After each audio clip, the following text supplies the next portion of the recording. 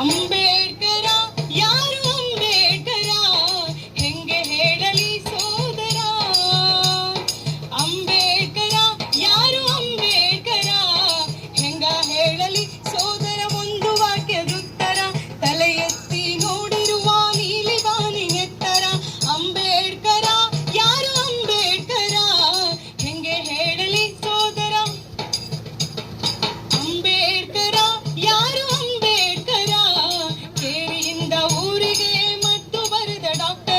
ಭಾರತ ಮಾತೆಗೆ ಹೊಸ ಬಟ್ಟೆ ಹೊಲಿದ ಟೈಲರ ಅಂಬೇಡ್ಕರ ಯಾರು ಅಂಬೇಡ್ಕರ ಹೆಂಗೆ ಹೇಳಲಿ ಸೋದರ ಒಂದು ವಾಕ್ಯದುತ್ತರ ಕುಲಕಸುಬಿನಿಂದ ಕಾಸ್ವನ್ನು ಹುದ್ದೆಗೆ ಹುಟ್ಟಾಪಿನಿಂದ ಪಾರ್ಲಿಮೆಂಟಿಗೆ ತಂದವರು ಯಾರೋ ನನ್ನ ನಿಮ್ಮನ್ನ ತಿಳಿಯಬೇಕು ನಾವು ಕುಣಿ ಸೇರೋ ಮುನ್ನ ಅಂಬೇಡ್ಕರ ಯಾರು ಅಂಬೇಡ್ಕರ ಹೆಂಗ ಹೇಳಲಿ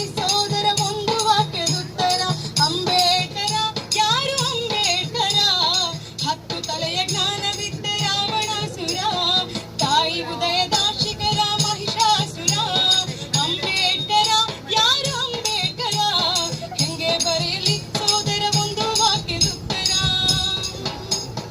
ಕುಂಟೆಬಿಲ್ಲೆಯಿಂದ ಒಲಿಂಪಿಕ್ಕಿಗೆ ಅಡುಗೆ ಮನೆಯಿಂದ ಅಂತರಿಕ್ಷಕ್ಕೆ ಹಾರೋಕೆ ಸ್ವಾತಂತ್ರ್ಯ ಎಂದವರು ಯಾರು ಎಲ್ಲಿ ಕೊಡೋ ಬಿಲ್ಲನ್ನ ಓದಮ್ಮ ಕೊಂಟು ಅಂಬೇಡ್ಕರ್ ಕೆಲಸ ಮಾಡ್ತಾ ಇದ್ದೀನಿ ಹಾಗೂ ಜಿಲ್ಲಾ ಅಂಬೇಡ್ಕರ್ ಸಂಘದ ಅಧ್ಯಕ್ಷನಾಗಿ ಕೂಡ ಕೆಲಸ ಮಾಡ್ತಾ ಇದ್ದೀನಿ.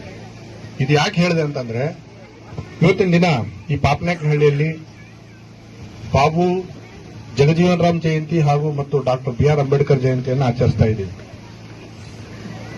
ಅವ್ರದ್ದು ಆಶಯ ಏನಾಗಿತ್ತು ಅಂತಂದ್ರೆ ನಾವು ಶ್ರಮಪಟ್ಟು ದುಡಿದು ರಾಜಕೀಯ ಮತ್ತು ಆರ್ಥಿಕವಾಗಿ ನಾವು ಬೆಳಿಬೇಕು ಅನ್ನೋದು ಅವರ ಆಶಯ. ಬಟ್ ನಾವೆಲ್ಲ ಕೆಲವೊಂದು ಕಡೆ ಈ ಸಣ್ಣ ಪುಟ್ಟ ಚಟಗಳಿಗೆ ಕುಡಿತ ಮತ್ತು ಸ್ಟಾರ್ ಇಂಥವೆಲ್ಲ ಹಾಕೊಂಡು ಯುವಕರು ದಾರಿ ತಪ್ತಾ ಇದ್ದಾರೆ. ಅವರ ಆಶಯ ಅವರಿಗೆ ಗೌರವ ಕೊಟ್ಟು ನೀವು ಪೂಜೆ ಮಾಡ್ತೀರಿ ಅಂದ್ರೆ ಅವರ ಕಾನೂನು ಪಾಲನೆ ಮಾಡ್ತಕ್ಕಂಥದ್ದು ಸರ್ಕಾರ ಇದೆ, ನಾವು ಪಾಲನೆ ಮಾಡೋಣ ಅದನ್ನ. ಆದ್ರೆ ಅವರ ಅಂಶಗಳನ್ನ ನಮ್ಮ ಜೀವನದಲ್ಲಿ ಯುವಕರು ಏನು ಅಳವಡಿಸ್ಕೋಬೇಕು ಅನ್ನೋದನ್ನ ತಿಳ್ಕೋಬೇಕು. ನಾವು ಬರೀ ಭಾಷಣ ಮಾಡದೆ ನಾವು ಹೋದೆ ಅಂತದಲ್ಲ.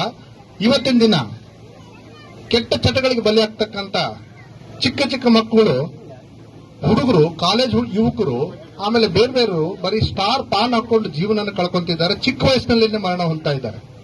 ಕೆಲವು ಕಡೆ ನಾವೆಲ್ಲ ಹಳ್ಳಿಗಳು ಮತ್ತು ಕೆಲವು ಕಡೆ ಸರ್ಕಲ್ ಅಲ್ಲಿ ಹೋದಾಗ ಯುವಕರು ಫೋಟೋಗಳು ಇರ್ತದೆ, ಅವರು ತೀರ್ಕೊಂಡು ಹೋಗಿರ್ತಕ್ಕಂಥ ಫೋಟೋಗಳು ಇರ್ತದೆ. ಕಾರಣ ಏನಂದ್ರೆ ಅವರ ಈ ಕೆಟ್ಟ ಚಟಗಳಿಗೆ ಬಲಿ ಆಗೋದು. ನಾವು ದುಡಿಬೇಕು, ಬೇರೆ ಸಮಾಜದ ಜೊತೆ ಹೊಂದಾಣಿಕೆಯಿಂದ ರಾಜಕೀಯವಾಗಿ ನೀವು ಬರಬೇಕು ಅಂತಂದ್ರೆ ಬೇರೆ ಸಮಾಜದ ಜೊತೆ ಹೊಂದಾಣಿಕೆಯಿಂದ ಇರಬೇಕು. ಬೇರೆ ಸಮಾಜಗಳು ನಾವು ಅವರಿಗೆ ಗೌರವ ಕೊಡಬೇಕು, ಆ ಸಮಾಜ ನಮಗೆ ಗೌರವ ಕೊಡ್ತದೆ. ಹಾಗಾಗಿ ರಾಜಕೀಯವಾಗಿ ನೀವು ಮುಂದೆ ಬರ್ತಕ್ಕಂಥ ಪ್ರತಿಯೊಬ್ಬರು ಕೂಡ ಎಲ್ಲಾ ರಾಜಕೀಯ, ಎಲ್ಲಾ ಸಮಾಜದ ವ್ಯಕ್ತಿ ಮತ್ತು ಸಂಬಂಧಗಳ ಬಾಂಧವ್ಯಗಳನ್ನ ಇಟ್ಕೋಬೇಕು. ಇಲ್ಲಿ ಅಧ್ಯಕ್ಷರಿದ್ದಾರೆ ಮೇಡಮ್ ಅವರು, ಸಂವಿಧಾನದ ಅಡಿಯಲ್ಲಿ ಅವರು ಇವತ್ತು ಅಧ್ಯಕ್ಷರಾಗಿದ್ದಾರೆ. ಅವರಿಗೆ ಮೊದಲು ಏನು ಇಲ್ಲದೆ ಇರಬಹುದು, ಆದ್ರೆ ಆ ಸಂವಿಧಾನ ಮತ್ತು ಆ ಸೀಟಲ್ಲಿ ಕೂತಾಗ ಅವರು ಎಷ್ಟೋ ಇವಾಗ ಅದರಿಂದ ಕಲ್ತಿರ್ತಾರೆ. ಹಾಗಾಗಿ ಪ್ರತಿಯೊಬ್ಬರು ಯಾರು ಕೂಡ ಯಾವುದೇ ಒಂದು ಹುದ್ದೆ ಇರಬಹುದು. ಇವತ್ತು ನಾನು ಬ್ಯಾಂಕಲ್ಲಿ ಸೇರಿದಾಗ ಬ್ಯಾಂಕಿನ ಬಗ್ಗೆ ಗೊತ್ತಿದ್ದಿಲ್ಲ. ಹಾಗೆ ಅವರಿಗೆ ಒಂದು ಅವಕಾಶ ಕೊಟ್ಟಾಗ, ಅಂದ್ರೆ ಮಹಿಳೆಯರಿಗೆ ಅವಕಾಶ ಕೊಟ್ರೆ, ವಿದ್ಯಾವಂತರಿಗೆ ಅವಕಾಶ ಕೊಟ್ರೆ, ಆಮೇಲೆ ಕೆಲವರು ಗೊತ್ತಿಲ್ಲಪ್ಪ ಇವ್ರು ಏನ್ ಮಾಡ್ತಾರೆ ಅನ್ನೋರಿಗೆ ತಪ್ಪು ತಿಳ್ಕೊಂಡು ಏನ್ ತಿಳ್ಕೊತಿದ್ದಾರೆ ಅಂತವ್ರಿಗೆ ಒಳ್ಳೆಯವರಿಗೆ ಅವಕಾಶ ಕೊಟ್ಟಾಗ ಅವರು ಸಾಧನೆ ಮಾಡಿ ತೋರಿಸ್ತಕ್ಕಂಥ ಎಷ್ಟೋ ಜನರಿದ್ದಾರೆ. ಹೀಗಾಗಿ ನಾವು ಮೇಡಮ್ ಮಹಿಳೆ ಮೇಡಮ್ ಅವರು ಅಧ್ಯಕ್ಷರಾಗಿದ್ದಾರೆ, ಅವರಿಗೆ ನಾವು ನಮ್ಮ ಸಂಘ ಮತ್ತು ಸಮಾಜ ನಿಮ್ಮೆಲ್ಲರ ಪರವಾಗಿ ಇವತ್ತು ಅವರು ಆ ಸೀಟಲ್ಲಿ ಕೂತಿದ್ರೆ ಅಂದ್ರೆ ಅದಕ್ಕೆ ಡಾಕ್ಟರ್ BR ಅಂಬೇಡ್ಕರ್ ಅವರ ಕಾರಣ ಅಂತ ಹೇಳ್ತೀನಿ. ಹಾಗಾಗಿ ಅಂಬೇಡ್ಕರ್ ಅವರ ವಿಷಯಗಳನ್ನ ಹೇಳಲಿಕ್ಕೆ ನಮ್ಮ ಚಂದ್ರಶೇಖರ್ ಅವರಿದ್ದಾರೆ, ಬಾಬು ಜಗಜೀವನ್ ರಾಮ್ ಅವರ ವಿಷಯ ಹೇಳಲಿಕ್ಕೆ ನಮ್ಮ ವೆಂಕಟೇಶ್ವರ್ ಇದ್ದಾರೆ. ನಾವು ಜೀವನದ ಬಗ್ಗೆ ನಾವು ತಿಳ್ಕೊಂಡಿರ್ತಕ್ಕಂಥ ಅಮೂಲ್ಯವಾದ ಸಲಹೆಗಳು ಅದಿಷ್ಟೇ. ಇವತ್ತಿನ ದಿನ ನೀವು ಕೆಲವರು ನಿರ್ಧಾರ ಮಾಡಿ ನಾವು ಕೆಟ್ಟ ಚಟಗಳಿಗೆ ಬಲಿ ಆಗದೆ ನಾ ಇವತ್ತಿನ ಒಂದು ನಿರ್ಣಯ ಮಾಡ್ತಾ ಇದ್ದೀನಿ. ಇವತ್ತು ಯಾವುದೇ ಒಂದು ನಾನು ಕೆಟ್ಟ ಚಟಗಳಿಗೆ ಹೋಗಲ್ಲ ಅನ್ನೋದು 10 ಜನರಲ್ಲಿ ಒಬ್ರು ಇಬ್ಬರು ನೀವು ಬಿಟ್ಟು ಕೂಡ ಅದು ನೀವು ಅಂಬೇಡ್ಕರ್ ಅವರಿಗೆ ಒಂದು ಸಲ್ಲಿಸಿದ ಗೌರವ ಆಗ್ತದೆ ಅಂತೇಳಿ ನಾನು ತಿಳ್ಕೊಂಡಿದ್ದೇನೆ. ಈಗ ನಾವು ಬಾಬು ಜಗಜೀವನ್ ರಾಮ್ ಮತ್ತು ಡಾಕ್ಟರ್ BR ಅಂಬೇಡ್ಕರ್ ಜಯಂತಿಯನ್ನ ನಾವು ಇಲ್ಲಿ ಆಚರಿಸಿದ್ವಿ. ಎಲ್ಲಿ? ನಮ್ಮ ಹೊಸಪೇಟೆಯಲ್ಲಿ ಅದ್ಭುತವಾಗಿ ಆಚರಿಸಿದ್ವಿ. ಅಲ್ಲಿ ಕೆಲವು ಕಾರ್ಯಕ್ರಮಗಳನ್ನ ನಮ್ಮ ದಲಿತ ಸೇನೆ ಯುವಕರು ಏನಿದ್ದಾರೆ ರಕ್ತದಾನ ಶಿಬಿರವನ್ನ ಮಾಡಿದರು. ಅದು ಎಂತ ಒಳ್ಳೆ ಕೆಲಸ ಅಂತಂದ್ರೆ ನಮ್ಮ ಸಮಾಜದಲ್ಲಿ ನಾವು ಮೀಟಿಂಗ್ ನಲ್ಲಿ ಸೇರಿದಾಗ ನಮ್ಮ ಎಲ್ಲರ ಮೆಚ್ಚುಗೆ ಪಾತ್ರವಾಗಿ ರಕ್ತದಾನ ಮಾಡಲಿಕ್ಕೆ ಕಾರಣ ಇನ್ನೊಂದು ಜೀವ ರಕ್ಷಣೆ ಮಾಡಲಿಕ್ಕೆ. ಯಾರು ಅಸ್ಪೃಶ್ಯರು ಜಾತಿಯಿಂದ ನಮ್ಮನ್ನ ಹೊರಗಿಟ್ಟಿದ್ದಾರೆ ಅಂತ ಏನ್ ತಿಳ್ಕೊಂಡು ಕೆಲವರೆಲ್ಲ ನಮ್ಮನ್ನ ಮೇಲ್ವರ್ಗದವರು ಕೆಲವರು ಅಪಾರ್ಥಗಳಿಂದ ಇದ್ದಾರೆ, ಅಂತ ಒಂದು ಜನಗಳ ಜೀವ ಉಳಿಸ್ಲಿಕ್ಕೆ ನಾವು ರಕ್ತದಾನ ಮಾಡಿದ್ವಿ. ಇದು ಎಲ್ಲಾ ಜನಾಂಗಕ್ಕೂ ಒಂದು ಸಂದೇಶ ರವಾನೆ ಮಾಡಲಿಕ್ಕೆ ದಲಿತ ಸೇನೆ ಯುವಕರು 40 ರಿಂದ 50 ಜನ ಯುವಕರು ಅವತ್ತಿನ ದಿನ ರಕ್ತದಾನವನ್ನು ಮಾಡಿದ್ರು. ಹಾಗಾಗಿ ನಾನು ನಿಮ್ಮಲ್ಲಿ ಕೇಳ್ಕೊಳ್ಳೋದಿಷ್ಟೇ, ಮೊದಲು ವಿದ್ಯಾವಂತರಾಗಿ. ಒಳ ಮೀಸಲಾತಿ ವಿಚಾರದಲ್ಲಿ ಅಣ್ಣ ಹೇಳಿದ್ದಾರೆ, ನಿಮ್ಮ ಮನೆ ಮನೆಗೆ ಪ್ರತಿಯೊಬ್ಬರು ಬರ್ತಾರೆ, ಆ ಸರ್ವೆನಲ್ಲಿ ಆದಿ ಕರ್ನಾಟಕದಲ್ಲಿ ಒಳ ಪಂಗಡ ಯಾವುದು, ಒಳ ಜಾತಿ ಯಾವುದು ಅಂದಾಗ ನೀವು ಮಾದಿಗರಂತಾನೆ ಬರೆಸಬೇಕು. ಅವಾಗ ನಿಮಗೆ 6% ರಿಸರ್ವೇಶನ್ ನಲ್ಲಿ ಮುಂದಿನ ದಿನಗಳಲ್ಲಿ ಮಕ್ಕಳ ಎಜುಕೇಶನ್ಗೆ ನಿಮಗೆ ಮುಂದಿನ ಒಂದು 5-6 ವರ್ಷಗಳು 2-3 ವರ್ಷಗಳಲ್ಲಿ ಒಳ್ಳೆ ಉದ್ಯೋಗ ಅವಕಾಶಗಳು ನಿಮಗೆ ಬರ್ತವೆ. ಆದ್ರೆ ಅವಕಾಶಗಳು ಬರಬೇಕು ಅಂತಂದ್ರೆ ನೀವು ಓದಿರ್ಬೇಕಲ್ಲ.